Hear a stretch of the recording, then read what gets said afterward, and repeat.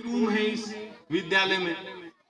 अब इतनी बड़ी जो पीटी आपके सामने बैठी है, आपने जैसा गुजारा सो गुजारा, कोई बात नहीं है, लेकिन आने वाली पीटी का भला कैसे हो उसके बारे में सोचो।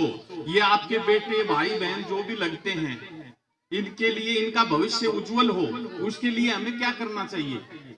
उसके लिए हम दान करें भूमि का। जिनको मैंने पगड़ी पहनाई अभी, उन्होंने ये भूमि दान दी।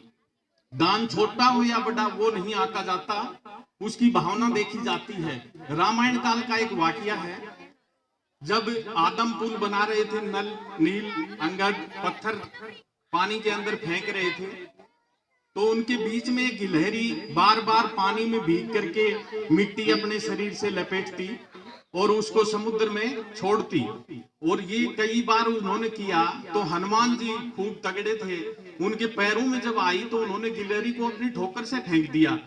तब वो अपनी फरियाद लेकर के राम जी के पास पहुंची कि मैं इस तरह से आपकी इस काम में मदद कर रही हूँ और मेरे साथ तो ऐसा हुआ।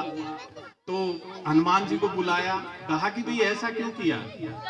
बोलो बार बार बीच में आती है, मेरे जैसा बलि इतने सारे पत्थरों काटता है, वो एक चोटी रेत लाती है और इसको हमें डिस्टर्ब करती है बीच में।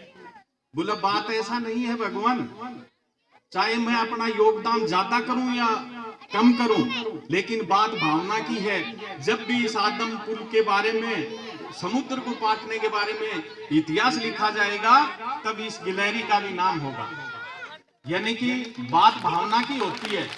इस गांव में इतना बड़ा जन सैलाब बैठा है यहाँ पे, उधर डांगरिया का स्कूल भी मेरे पीओ क्षेत्र में आता है, ये भी मेरे पीओ क्षेत्र में आता है। मुझे 3 साल और 2 महीने हो चुके यहाँ पे सेवा देते हुए गांधव कला में।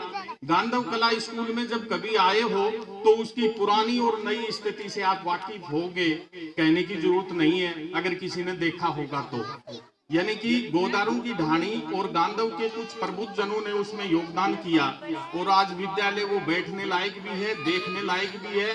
और एसडीएम ने विजिट पे आए तो इतना सुंदर लिख के गए कि हर कोई इतना सुंदर लिख के नहीं जाता है, गदगद हो गए। प्रधान जी आए बिजला राम जी, पूरे 6 घंटे हमारे विद्यालय को दिया उन्होंने देखा कि ये पहले क्या था और अब क्या है। ऐसा ही अगर आप कुछ बनाना चाहते हो अपने इस विद्यालय को, तो आपके गांव में 1000 घर तो होंगे और ऐसे लोग भी होंगे, उसमें से 500 घर ऐसे भी होंगे जो 10,000 तक का योगदान भी कर सकते हैं। और वो योगदान करके आप किसी टीचर को मत देना। सरकार के एसएमसी एसडीएमसी एक कमेटी होती है विद्यालय की, उस पैसे को ले जाकर के बाड़मेर जमा करवा दो आप। तो 60-40 के अनुपात में मुख्यमंत्री जन सहभागिता योजना होती है, यानी कि 40 रुपए आप दोगे तो 60 सरकार देगी, और उसमें सारे भवन खड़े हो सकते हैं बहुत बड़े।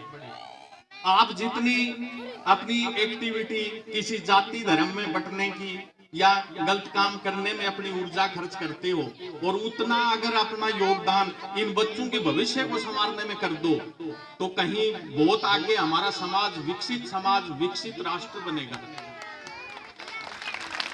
आज जोधपुर के घमंडाराम को आप जानते हो, दौड़ लगाने में कितने माहिर थे, कौन से उनको ट्रैक अवेलेबल हुए थे। हमारे जिले झुंझुनू का तो कहना ही नहीं, वो आपकी यहाँ सीमाओं पे रक्षा भी करते हैं, वह आपको पढ़ाने भी आ गया। सारे आपके इस एरिया में सारे प्रवासी ही हैं।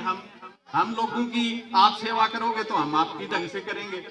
हमारे साथ आपको मेल जोल रखना है।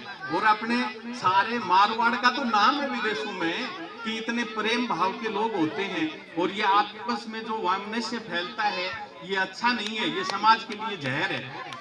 आने वाले समय में अगर आप इन बच्चों का भविष्य उज्जवल चाहते हो तो जाति पाति भुला करके, और इन विद्यालयों में जो 2-2 रूम है, किसी में 4 है, उनका अगर आप जीर्णोद्धार कर दें तो यहाँ से कोई डॉक्टर बनेगा, इंजीनियर बनेगा, आईएएस बनेगा, आरएएस बनेगा, तो वो किसको सिंचित करेगा? अपने समाज को यही सिंचित करेगा, हमारे राष्ट्र का नाम रोशन करेगा, हमारे समाज का नाम रोशन करेगा।